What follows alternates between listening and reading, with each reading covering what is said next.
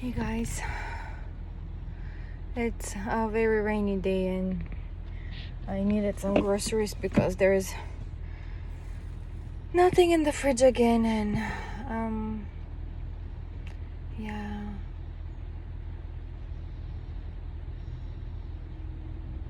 it's raining hard. Babies are sleeping behind me, and it's a Monday, a very rainy one. Gosh, it was a great day yesterday. The weather was nice and we could go to the beach park and the boys could run and play frisbee and get wet in the ocean a little bit, and the babies could be nervous a little bit. They were nervous about stepping on the wet sand and the water, but ultimately they were great sports. My baby girl, she's a bit nervous. She doesn't like to touch the sand with her feet, so every time her father tried to put her down, her legs go up, like really cute, really cute. They're like that on the grass too, but with the grass they're used to it, and I still have them with their shoes on, so they're okay. They played there for a while and it was great. We brought snacks, and it was right before dinner, and then we came home and had to cook the dinner and wash up afterwards, and I was beat up, tired. It was really a long day, and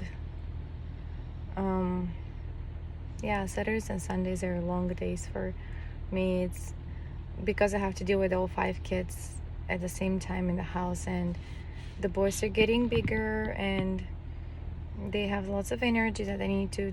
I am convinced that if you guys have 3 boys in a row, you definitely, because you cannot play with that, like it's a chance, it's 50-50, you have a boy or girl, but if you have 3 boys in a row, I suggest you, and if you can afford it, either live very close to a park, or you have to make some kind of gym of your own or playground of your own where they have to go and get their energy out, otherwise you're gonna lose your mind. And it's not like we have a small house that you can actually run inside of the house too, but it's like, I mean, it's not super huge mansion, but it's not like 2 rooms apartment kind of thing. But the thing is, like, I'm nervous and I asked them not to run around the house because of the babies, because they would just go around them, but sometimes they would catch them, kind of like, I don't know. Anyway, so it's not really a good feeling, but wow, I like the rain. I like the rain that is on the... It's really cool feeling. I like to be inside of the car and it's raining and the babies are sleeping, and oh, it's just great feeling. It's not that cold. It's really nice. Don't have to shiver anymore in my shirts, my many layers. It feels good.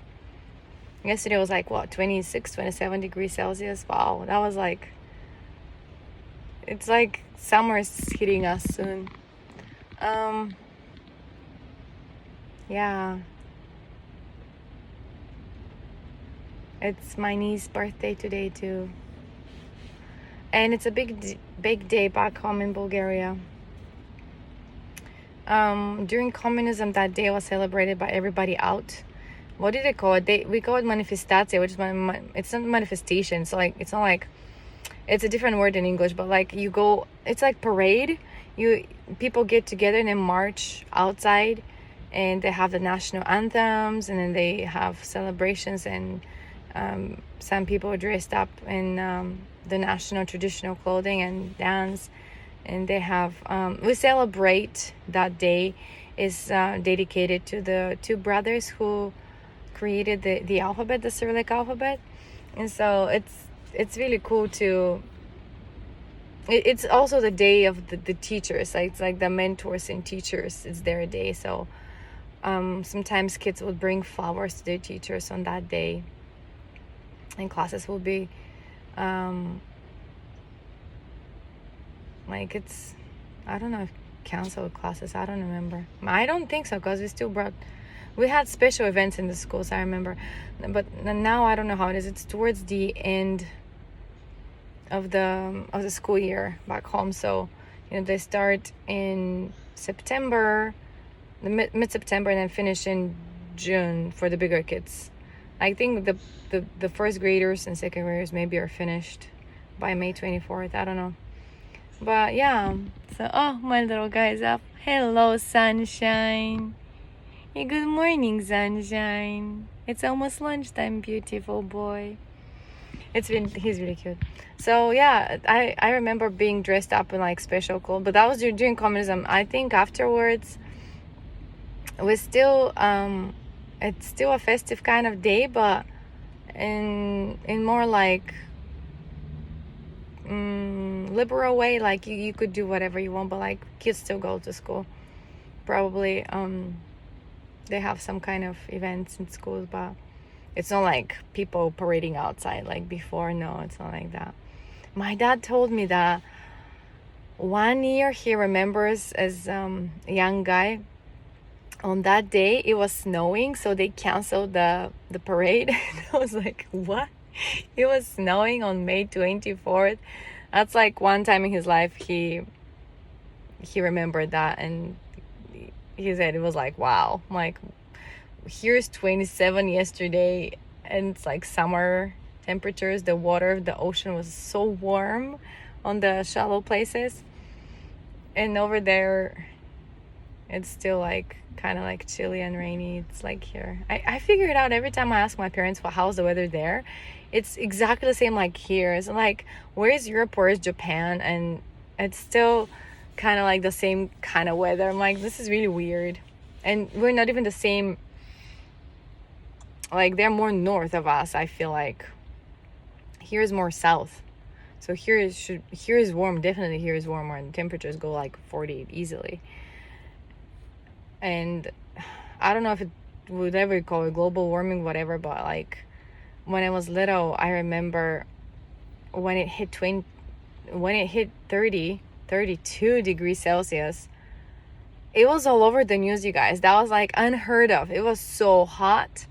People were dying from the heat, And now in the concrete cities of Japan, under shade, they have checked 40 degrees Celsius. That's just insane. 40 degrees Celsius, when your body temperature gets there, when you have a fever, you can lose consciousness. Like, I should know. I had one kid who did that one time in my life, and that was a nightmare. He got 41 and he passed out, and I wasn't there. He was in the arms of his grandmother, who didn't have the guts to tell me that, but wanted to talk to her son, who was also with the flu. Oh gosh, flu, vaccinations, I don't know.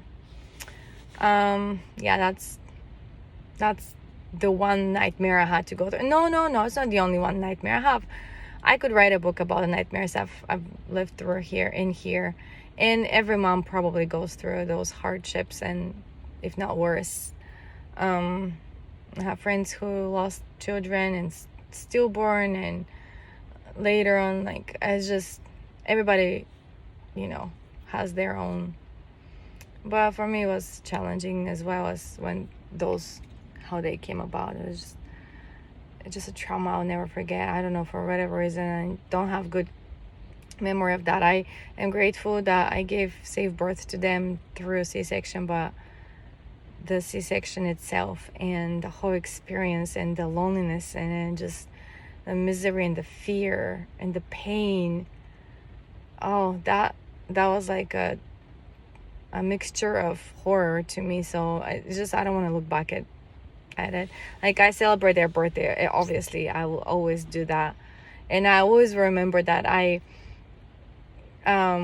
knew that I was pregnant with them on my birthday, which is really ironic, because after my third kid, I was thinking, if I ever get pregnant again, which I had no faith in, because I just hit the 40. So I'm like, after my third one, I was done with kids. But if I ever was to get pregnant again, I wanted it. I didn't plan it, but I just wished it was on the husband's birthday to let him know as a birthday present kind of thing. And ironically, it happened that I knew just started a new school year at work with new schools, and they were wonderful, and the children, it was just great. And when at the least you expect it, when you're not prepared in any way, and on your birthday, because I knew that my period was getting late, it was like really wavery after my third kid. It was really, really like going nuts. And after him, I lost a kid. And so after that, my period went up and down. But then it was stabilizing slowly. And then when that happened, I was like, uh-oh, what's going on? So on my birthday, I was like, I'll do that just for fun to see. Whatever. And then I was like shocked. So yeah, those two kiddos. 2 years ago on May 19th, I knew that I was pregnant, but I had no idea there would be two of them. So it's just a blessing, double the blessing. I think it turned out well that way, because if I had only one kid coming after 3 boys, and the difference between the last and the baby is 7 years, that kid would feel really lonely. So I think God knows what's best when he sends his children down here on earth. And those two are probably besties anyway, so they look like it. They like when they play together, it's just so cute around the house. One will be crying, the other one will be patting the baby on the head.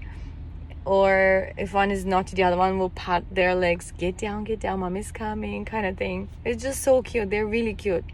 And I cannot imagine one without the other. They're just, twins are amazing. And they're a blessing no matter what. It's getting hard, you guys. It's getting harder. They run more. They are naughtier.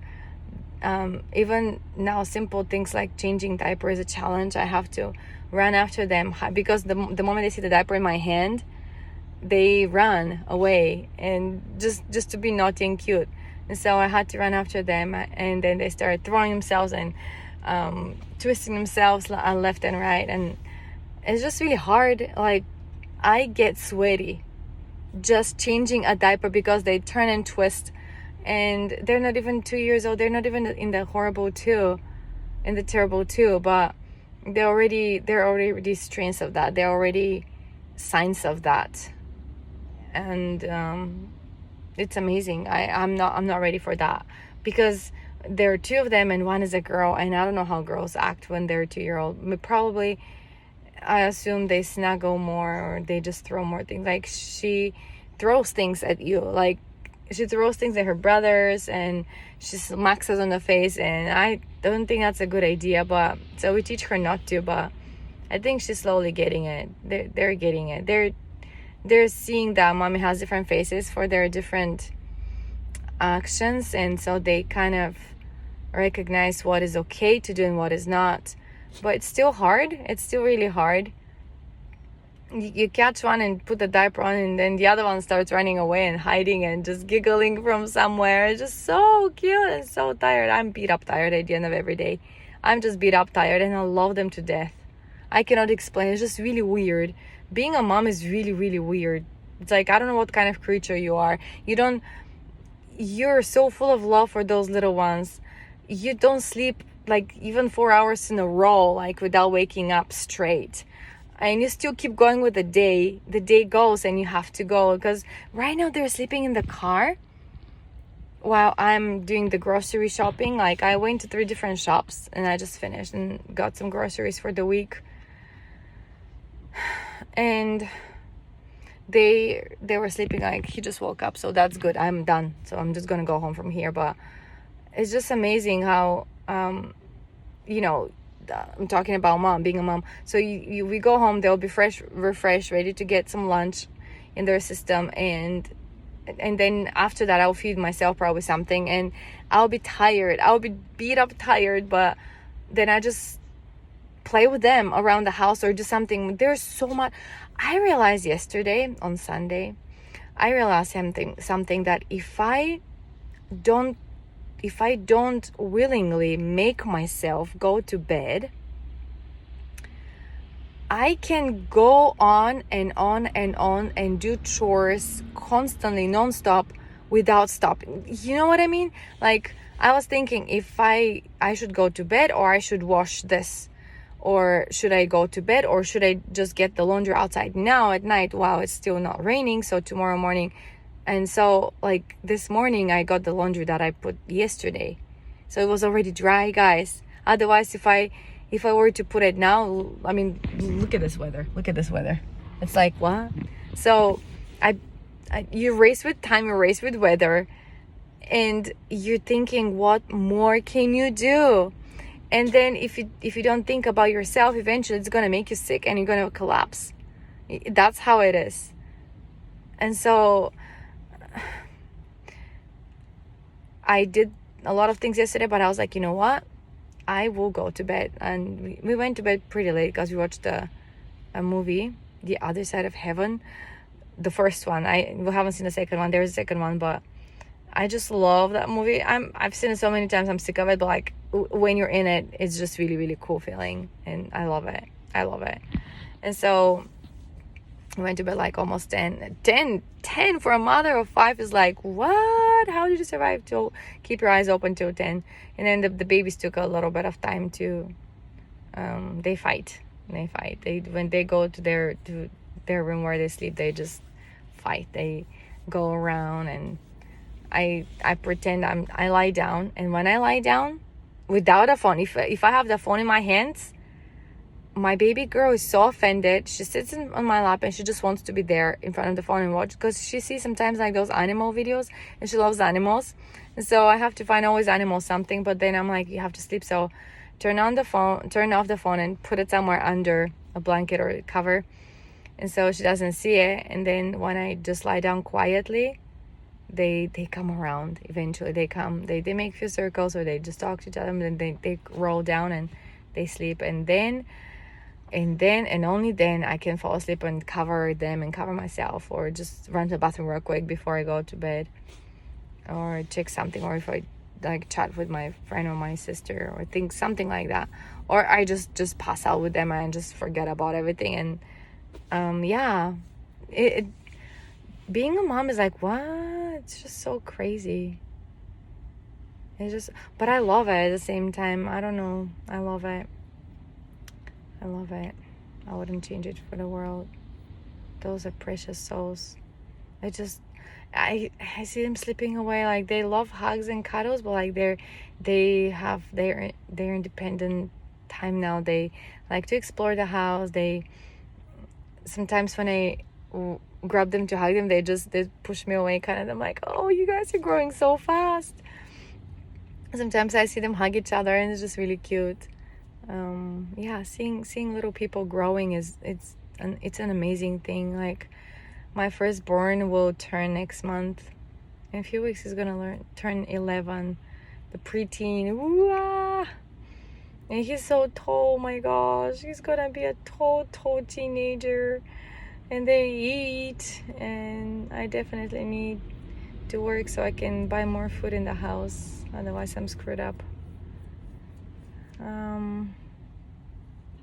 Yeah, there's a whole lot I want to pour myself into, but like, I don't have time for that now. I'm just gonna head home and feed the babies lunch and roll with the day.